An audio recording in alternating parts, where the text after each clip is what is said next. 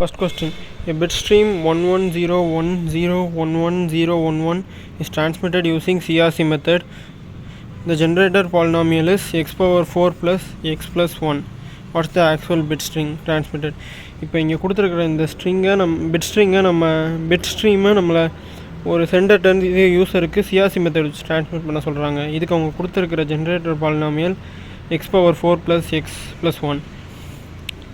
இப்போ இதில் முதல் தடவை பார்த்தோன்னா அந்த அவங்க கொடுத்துருக்கிற ஜென்ரேட்டர் பாலினாமியலை நம்ம அந்த எங்கெங்கெல்லாம் எக்ஸ் டேம் வருதோ இல்லை ஏதாவது ஒரு யூனிட் டேம் எங்கெங்கெல்லாம் டேர்ம்ஸ் வருதோ ஜீரோவாக இல்லையோ அந்த இடத்துலலாம் நம்ம ஒன்றுன்னு போட்டுக்கணும். இப்போ எக்ஸ் பவர் 4 இருக்கிற இடத்துல முன்னாடி கோஎஃபிஷியன்ட் 1 இருக்குது, அதுனால் 1. எக்ஸ் முன்னாடி 1 இருக்குது, 1 இருக்கிற இடத்துல யூனிட் பிளேஸில் 1 தான் இருக்குது, அதனால் 1. எக்ஸ் க்யூப் இருக்கிற இடத்துலையும் எக்ஸ் ஸ்கொயர் இருக்கிற இடத்துலையும் 0, அதனால் 0 போட்டணும். அதுதான் நம்ம ஜென்ரேட்டர் பாலினாமியல்லேருந்து இப்போ எடுத்துருக்கிற வேல்யூ. அடுத்து அவங்க கொடுத்துருக்கிற பிட் ஸ்ட்ரீமில் ஜென்ரேட்டர் பாலினாமியலில் எத்தனை டிஜிட்ஸ் இருக்கோ அதை விட -1 ஒரு டிஜிட் நம்ம கம்மி பண்ணி இந்த பிட் ஸ்ட்ரீமுக்கு எண்டில் ஆட் பண்ணிடுறோம். அதனால் இங்கே 4 ஜீரோஸ் ஆட் பண்ணியிருக்கோம், அத்தனை ஜீரோஸ் ஆட் பண்ணணும். ஆட் பண்ணிவிட்டு இப்போ அதை டிவைட் பண்ணுறோம். அதை நம்ம ஃபுல்லாக டிவைட் பண்ணால் நமக்கு கிடைக்கிற வேல்யூ 1110.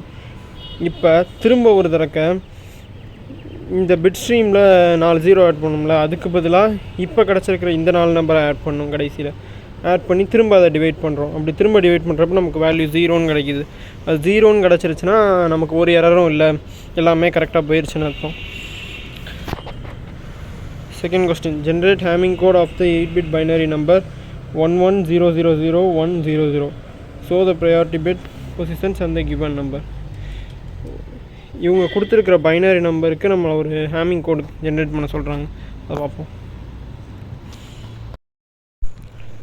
1 2 4 8 இந்த 4ம் பேரிட்டி பிட்ஸ், அதனால் அதை தான் நம்ம இப்போ கண்டுபிடிக்கணும். நமக்கு கொஸ்டினில் கொடுத்துருக்குற இந்த நம்பர்ஸ் எல்லாத்தையும் இங்கே இருக்கிற D1 D2 D3 D4 அதுக்குள்ளே நம்ம சப்ஸ்டியூட் பண்ணி போட்டுட்டு அடுத்து 1லேருந்து 12 வரைக்கும் எல்லா நம்பர்ஸ்க்கும் 8421 கோடு வச்சு வேல்யூவை கண்டுபிடிக்கிறோம். கண்டுபிடிச்ச அந்த வேல்யூவில் இப்போ இங்கே இருக்கிற 1 காலமில் எங்கெங்கெல்லாம் 1 வருதோ அதை மட்டும் இப்போ 1 3 5 7 8 10 12 இது எல்லாத்தையும் 8 10 11 8 9 11 இந்த எல்லாத்தையும் மட்டும் தனியாக பிக் பண்ணி எடுத்து P1க்கு போட்டுடுறோம். அதே மாதிரி P2 P3 P4 எல்லாத்துக்குமே போட்டுடுறோம். ஒரு சின்ன மிஸ்டேக் அங்கே P4 P8 அதை அப்படி போட்டுடுறோம். போட்டுட்டு அதில் ஃபஸ்ட்டு டிஜிட்டை மட்டும் நம்ம கண்டுக்கூடாது, ஏன்னா P1 P2 P4 P8 value நமக்கு தெரியாதுல்ல, அதனால் அதை மட்டும் விட்டுறணும். மீதி D3 D5 D7 D9 D11க்கான வேல்யூலாம் நமக்கு தெரியும்.